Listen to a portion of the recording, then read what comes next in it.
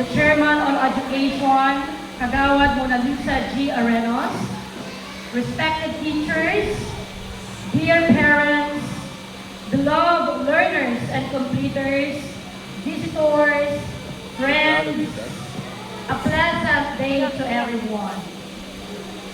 It is my distinct honor and privilege to introduce our guest of honor and speaker for this meaningful moving up ceremony.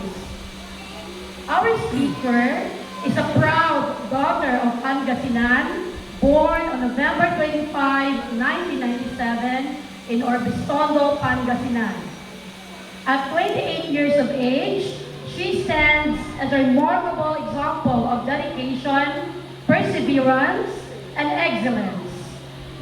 She is the eldest among 4 siblings, raised by her loving parents, Mr. George Soria Agsalud and Mrs. Thelma Di Vera Agsalud, a committed teacher of Lumbang Elementary School, at the same time my partner in grade 1.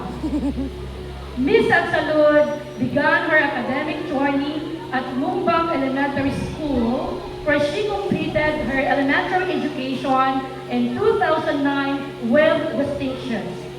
She then pursued her secondary education at Duyong Malabago National High School, graduated in 2013.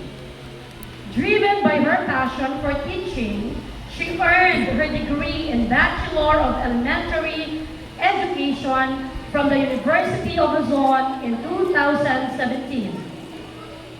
Her professional journey reflects her strong commitment to education.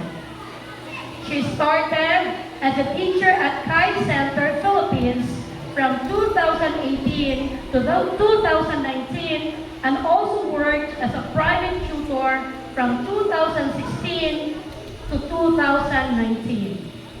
Currently, she is serving at Binmani School in Thailand, where she holds the position of English Foreign Department Head, while teaching English to kindergarten through primary 6 learners since April 2019. Her dedication and excellence have brought her beyond borders. In 2021, she earned her permanent teaching license from the Teachers Council of Thailand, a testament to her competence and professionalism. She has also actively participated in various seminars conducted by prestigious institutions such as the British Council and Cambridge English Organization. Indeed, her journey from a young learner in this very institution to an accomplished educator on the international stage is truly inspiring.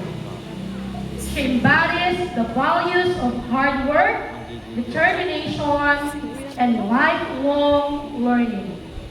Ladies and gentlemen, it is with great pride and honor that I present to you our guest of honor and speaker, Miss Kea Marie Di Vera Agsalud.